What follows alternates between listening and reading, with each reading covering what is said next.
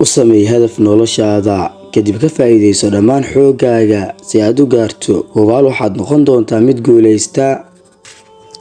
mararka qaarkood waa la yaab, waxaad arkaysaa qof rumaystay naarta oo haddana sii wada dembiga. calaamadaha lagu garto qofka Allah si dhab ah u garanaya waa 8. qalbigiisu waxa uu ku sugan yahay cabsi iyo rajo, carabkiisuna waa ammaan iyo mahadnaq, indhihiisuna waa ceeb iyo ilmo, doonistiisuna waa inuu ka tago adduunyo oo uu dalbado raali ahaanshaha rabbigiisa. hamiga adduunku mugdi ayuu geliyaa qalbiga, balse hamiga aakhirana nuur ayuu geliyaa qalbiga. ugu dambeyn qofkii adduunka isaga taga Allah ayaa jeclaada, ka dambiyada ka tagana malaa'igta iyo dadkuba way jeclaadaan. ugu walaal wax walba waxay leeyihiin aafada cilmiguna waa ilowgiisa. sidoo kale qof kastaaba waxa uu shaqaysto hugeeda ayuu Ilaahay hooyaa.